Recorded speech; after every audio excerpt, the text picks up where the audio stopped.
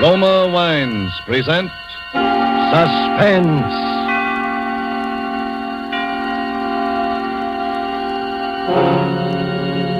Roma Wines, made in California for enjoyment throughout the world. Salud. Your health, senor. Roma Wines toast the world. The wine for your table is Roma Wine, made in California for enjoyment throughout the world.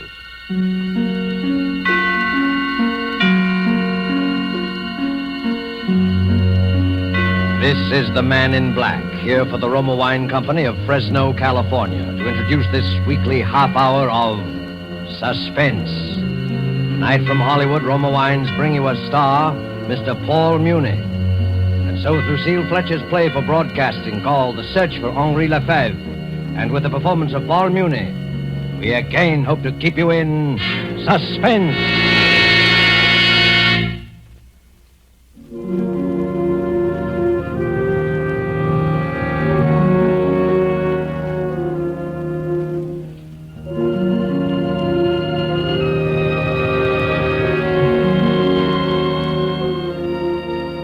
I had just set down the last note on paper.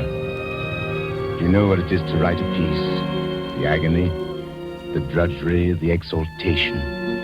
A fever consumes one. Hours melt away at the piano. Time, people mean nothing. The world revolves around this rocking song, this tender magic. A heavenly feeling comes into your heart and nestles there. So it was with this music. I had just set down the last note on paper. I was happy and weary and full of peace. I lay down on the sofa to relax before Suzette brought my supper. There's a radio near the couch. That night I turned it on.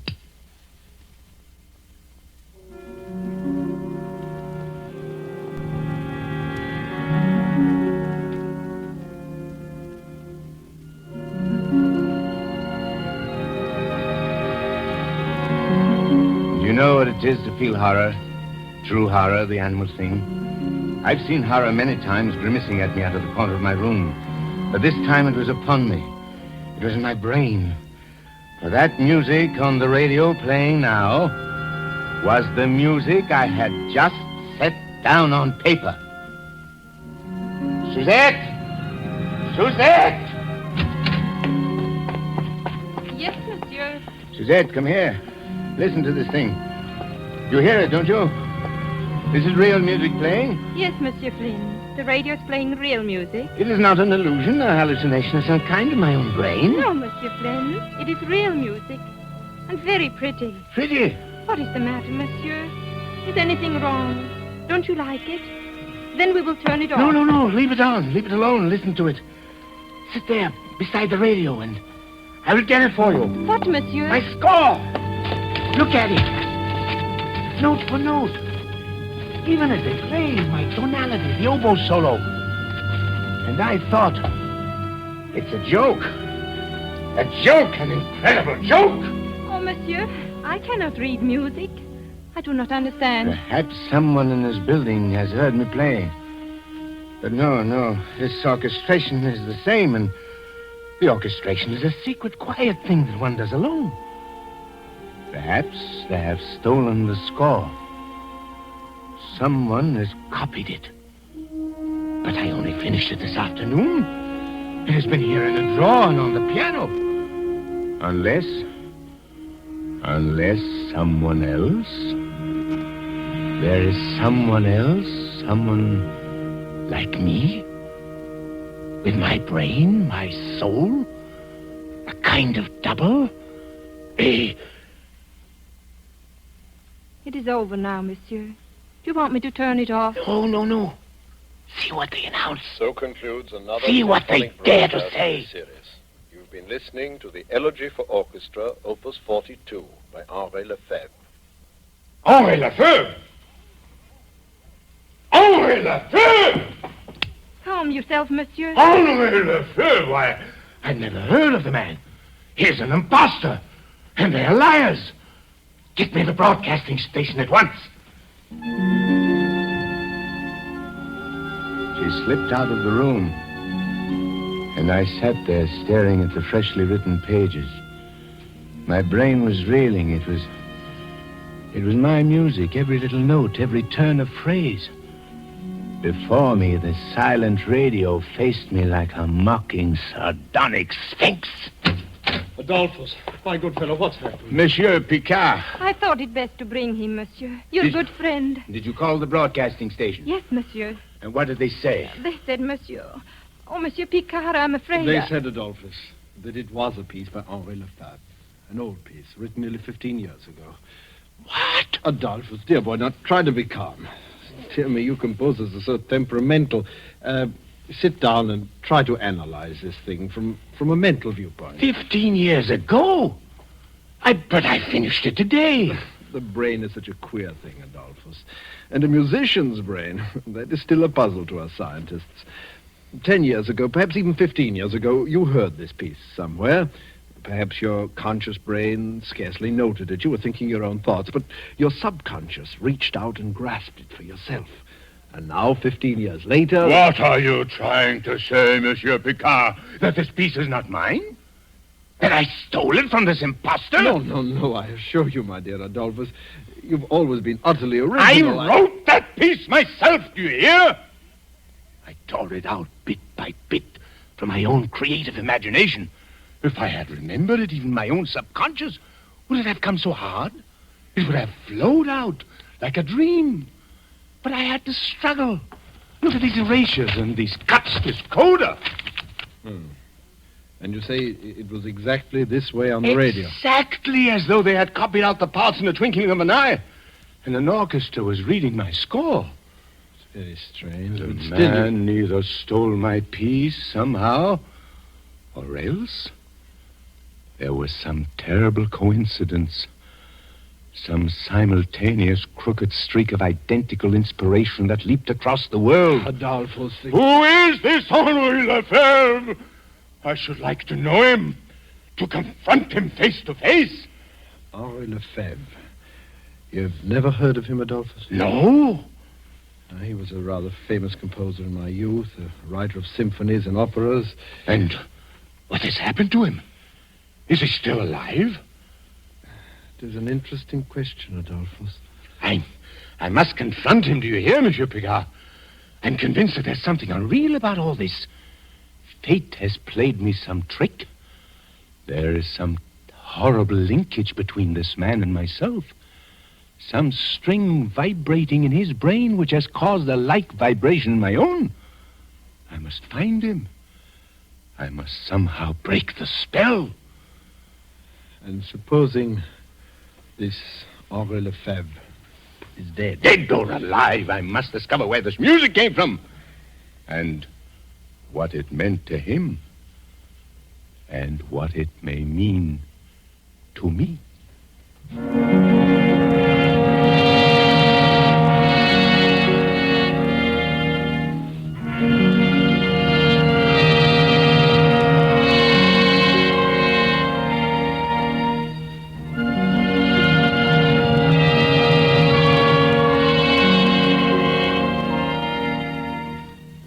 Tonight, Roma Wines are bringing you as star Mr. Paul Muni, whom you've heard in the prologue to The Search for Henri LeFevre. Tonight's study in Suspense.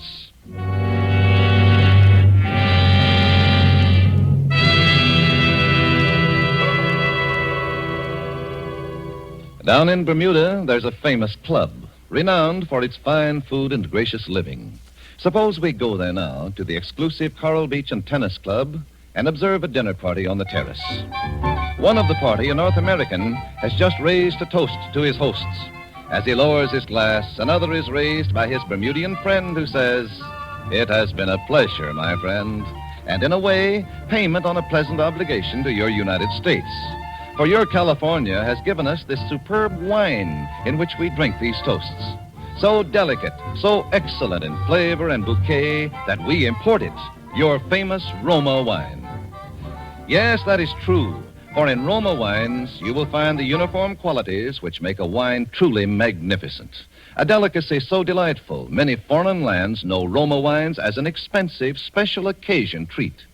But for millions of Americans, Roma wines have long been a daily pleasure for greater enjoyment of meals, for delighting their guests. A pleasure which costs you only pennies a glass. For you do not pay high import duties nor expensive shipping charges to enjoy this delicacy, which brings you a combination of old world winemaking skill plus Roma's modern testing and quality controls. No wonder, then, that Roma wines are America's largest selling wines. Ask for ROMA, Roma wines, made in California for enjoyment throughout the world. And now it is with pleasure that we bring back to our soundstage our star, Paul Muni, and the search for Henri LeFevre, a tale well calculated to keep you in suspense.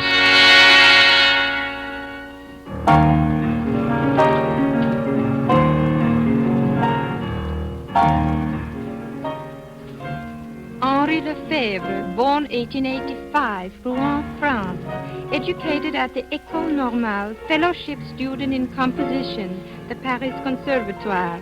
Won Prix de Rome 1908 with piece entitled Étude contrapuntale. Studied under Saint-Saëns for 2 years. Made first great success with performance of opera Ectate, which was presented at the Paris Opera in...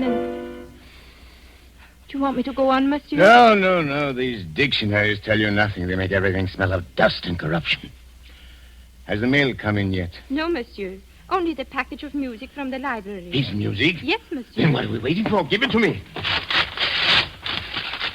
Henri LeFevre. Elegy.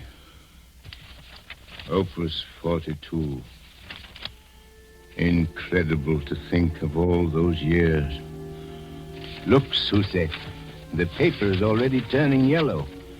The engraving is old-fashioned, and yet it's exactly... Adolphus. Yes? I have a letter from his publishers. He is still alive. Thank God. But there is some mystery about him. They would not give me his present address. What do you mean? They say they've not heard from him in 10 years. His musical output has ceased. He submits nothing, does not answer their letters. Well, then how do you know he's still alive? They occasionally hear from Madame LeFevre. Madame LeFevre? He has a wife who's been living in Rouen. Good. We will write to her at once. That will not be necessary, Adolphus. Now, calm yourself. This is the best news of all. Madame LeFevre has arrived now in this very city. In fact, I brought her here to see you. Bring her up at once. Adolphus, I beg of you. Now, calm yourself. You'll frighten her. You must not be too hasty. I will not frighten her. I will only find out where he is. Or perhaps even seeing her. Sometimes reality shrivels everything. The truth becomes drab, This commonplace. way. This way, Madame LeFevre. Over here. Yes, madame, this door. I stood quite motionless in the center of the room. A woman dressed in black confronted me across the waist of the polished floor. She was thin, middle-aged, a little stooped. Her pale eyes looked washed out with crying.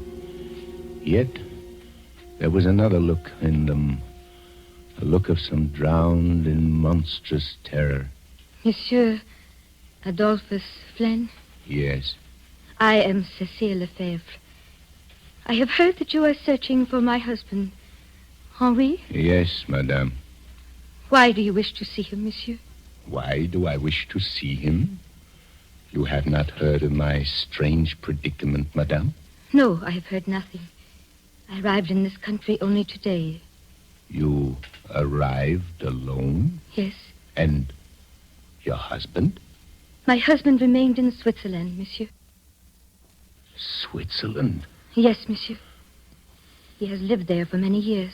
But why? I thought they said your home was Rouen. Rouen was my home, monsieur. My husband and I have been estranged for the last 10 years. Oh. But there is much I know about my husband's work. If it is about that you wish to know. 10 years. You have not seen him for 10 years? No, monsieur. You know his Opus 42, his elegy for orchestra? Yes, monsieur. When did he write it? About 15 years ago. Yes, I remember the piece well. I copied out the parts for him myself. Then you would know the music when you see it. Is this the piece, madame?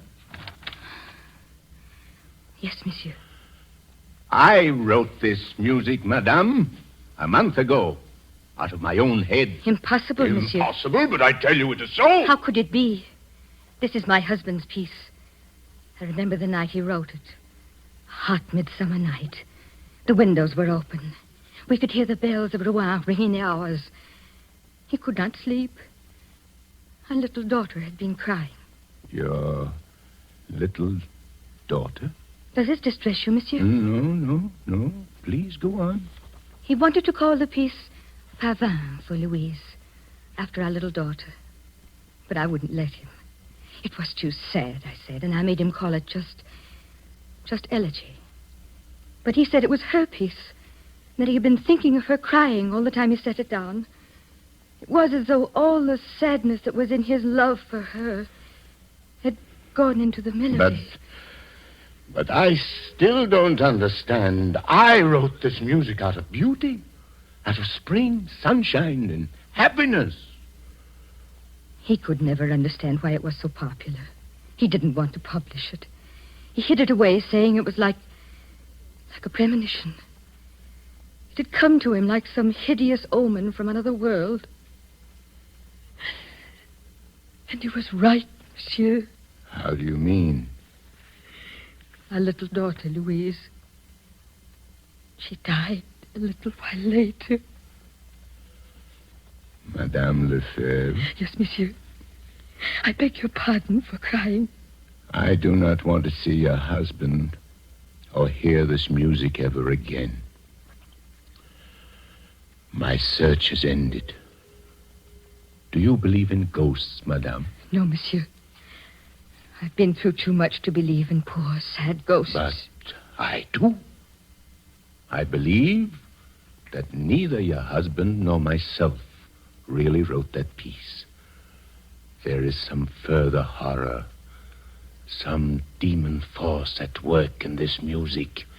It captured him, and it has captured me. Tell me, Madame LeFevre, did your husband write any music after he wrote this piece? Not much more, monsieur. You mean it racked his brain as it has racked mine? Leaving him without inspiration? No, it was not that. He continued to write. He still writes. But nothing he has written for 10 years has had any meaning. What do you mean? Monsieur, have you not already guessed the truth? My husband has gone mad. He has been mad for the last 10 years, shut up in an asylum in Switzerland. Oh. I have told very few people. It is a form of horrible neurosis. Work neurosis, the doctors call it. He seems to have lost his heart. The events of his past life are meaningless to him. He has even forgotten our little dead Louise. How terrible. And now he sits in a bare room and writes music all day long. He's become a slave, a machine. They tell me that his shelf is packed with scores, but all of them are only an endless jumble of notes. Notes such as a child might scrawl across the paper. And it was the music? The ghost music that did this? Who knows, monsieur? Yes. There were seeds of madness in this thing. Even from the beginning, there was something uncanny. Why should that radio play that music just after I had finished the piece? Why should you, a perfect stranger, have come here and found me? Perhaps I, too, am destined to go mad. Monsieur, believe me, people do not go mad so easily. To be destroyed as my husband was destroyed, one must have deep sadness and love. One must have human ties, a wife, a beautiful little child. You have no such ties, monsieur. No. Have you? I have no ties. My husband went mad because he loved too much. When our little Louise died, he thought that he had killed her. She died of simple pneumonia, but he could never understand. He became insane with grief. He thought he was her murderer. Don't you see, monsieur? You who live here alone, whose life is so quiet. Madame LeFevre, I beg your pardon, monsieur. I have seen you before, Madame LeFevre. Hi, monsieur. I have met you somewhere. I have heard your story. You have come here before? No, monsieur. I have never come here before. Then why should your face seem so suddenly familiar? And your words?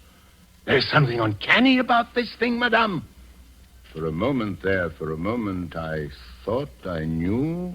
Knew what, monsieur? I thought I knew you and your husband and Louise, and that I had lived. Monsieur!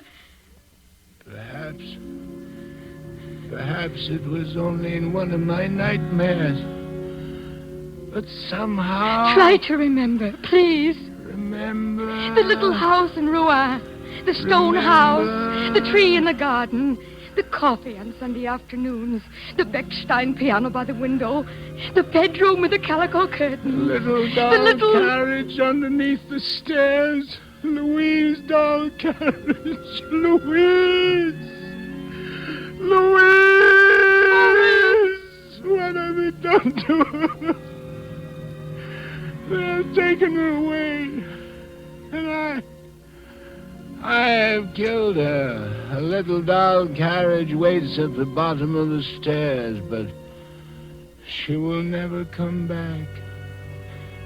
Never come back. No. She's been dead for 10 years. You must not think of her anymore. You're getting better. Dr. Picard says you are getting well. Dr. Picard? Your doctor, Henri. What are you talking about? I have no doctor. Don't you see, my darling? Your long search is over.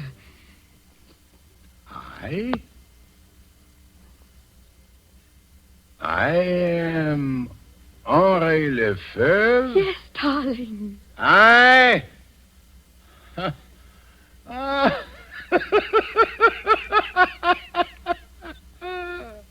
am shriveled old man.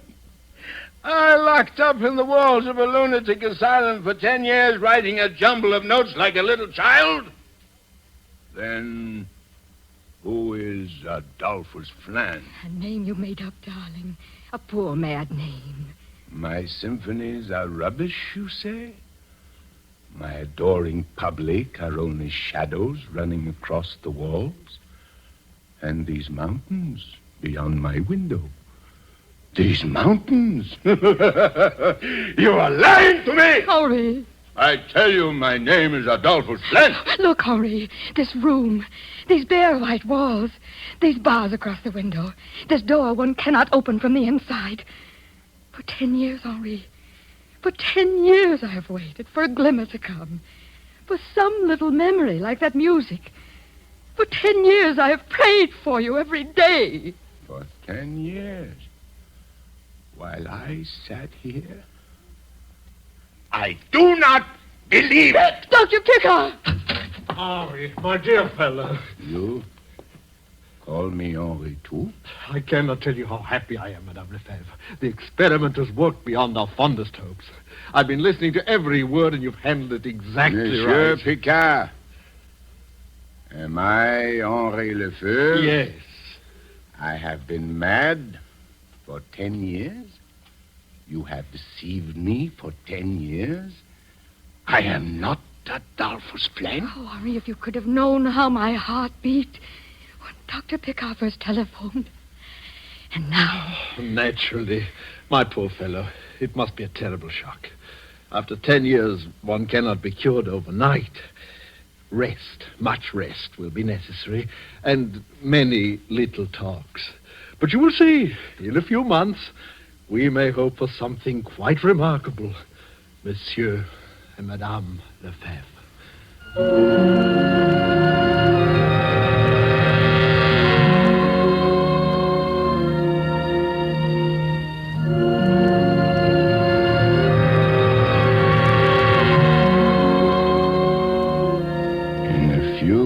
He said, in a few months I would be able to go back. I would take up the threads of my own life as Henri LeFevre. I'm still here in this room with its bare white walls and its door that locks from the outside. I'm still here, although I know now for sure that my name is Henri LeFevre. A sadness is in my heart, an unutterable pain that I can never conquer. Roma has come back. The stone house, the little doll carriage underneath the stairs. And my arms ache with longing for a little dead child with long honey-colored hair. There's no music in me now, no music save that one tune which sings in my head all day long. My pavane for Louise. If I could only get it out of my mind, I might be able to work again.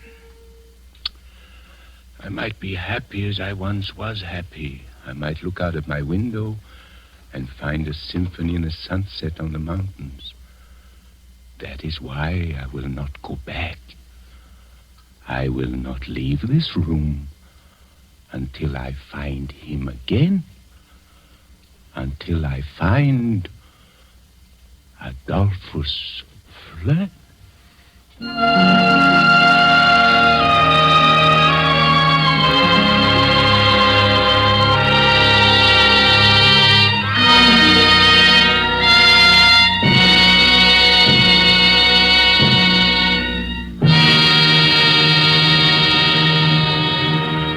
And so closes The Search for Henri LeFevre by Lucille Fletcher, starring Paul Muni. Tonight's tale of Suspense.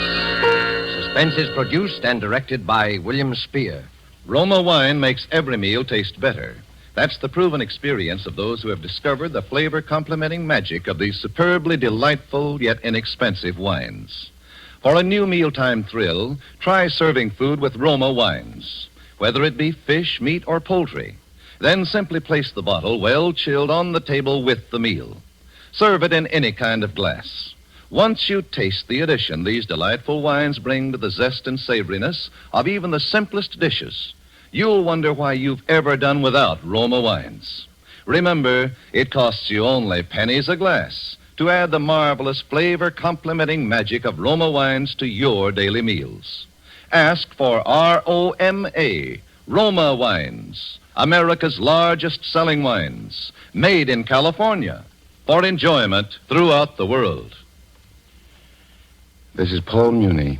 It's been a great pleasure to appear in this distinguished radio play theater, which is devoted to the art of suspense. I should like to pass along to you the information that I just gleaned from Mr. Spear. The next week, at this same time, my friend, Mr. Herbert Marshall, will be your star in that very extraordinary novel of vengeance and retribution called The Beast Must Die. And one more word. You've been hearing a great deal about the Fifth Warlone Drive. It may sound to you as though we on the radio are being a little overly insistent about it. Well, we are being insistent. You must listen. You must respond. Buy an extra war bond tomorrow. Next Thursday, same time, you will hear Herbert Marshall as star of Suspense. Presented by Roma Wines, ROMA, made in California for enjoyment throughout the world. This is CBS, the Columbia Broadcasting System.